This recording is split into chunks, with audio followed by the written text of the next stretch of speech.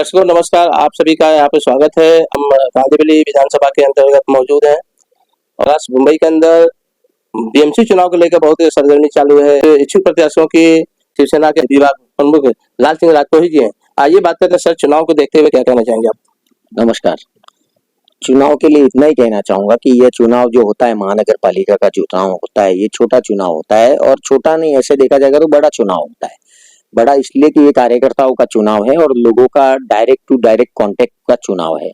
तो सभी पार्टियों जो जो पार्टियां इसमें शामिल होती है, सब पार्टियां पूरे 5 साल यही बोलती है कि कार्यकर्ता को बड़ा करना चाहिए, कार्यकर्ता को ये मिलना चाहिए, कार्यकर्ता है तो हम है, कार्यकर्ता है तो जब ये चुनाव आते हैं तो वो सारी चीजें दरकिनार कर दी जाती है और अपने लोगों को एडजस्ट किया जाता है। इसमें भी परिवारवाद घुस जाता है।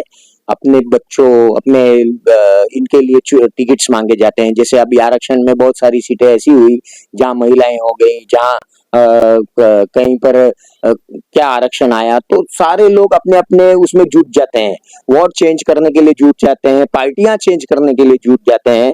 तो ऐसे लोगों का क्या, मैं मतदाताओं से कहना चाहूंगा कि आप लोग इनके मतलब ये जो इंटेंशन है सत्ता भोगने का, वो इंटेंशन को बहुत अच्छे तरीके से आपको समझना है कि सत्ता के लिए ये कुछ भी कर सकते हैं। पार्टियों में ये पार्टियां बदल सकते हैं, अपने परिवार को ला सकते हैं।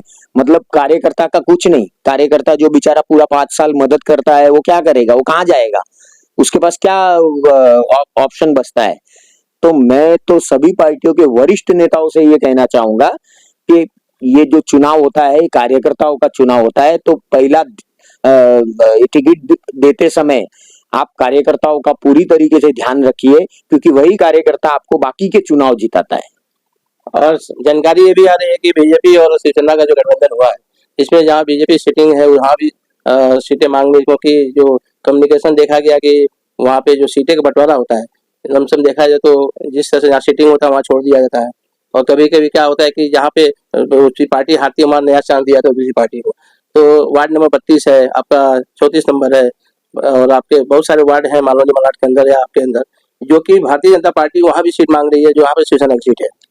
नहीं मांग रही है, ये मैं जो मांग है, हम युति धर्म में काम कर रहे हैं। 2-2 चुनाव हुए, उसमें युति धर्म के हिसाब से हमने काम किया।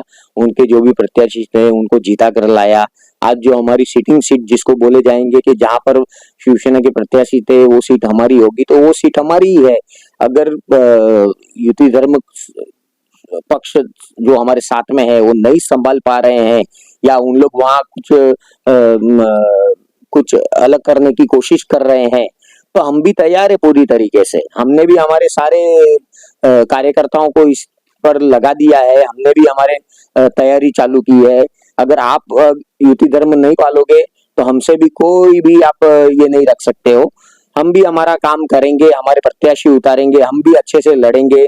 सारी तैयारी हमारी ऑलरेडी है, पर मैं नहीं चाहता हूँ, युति धर्म है तो युति धर्म में युति धर्म सभी को पालना है, तुमको भी पालना है, हमको भी पालना है। मनमुटाव और राजनीतिक ये सारी चीजें होते रहती है, पर युति में है तो युति धर्म पालना चाहिए। मतलब आपके कहने का तात्पर्य है कि राजनीतिक देखा जाए तो राजनीतिक देश होता है तो नुकसान दूसरे अपना होता है, दूसरे इसका लाभ लेते हैं।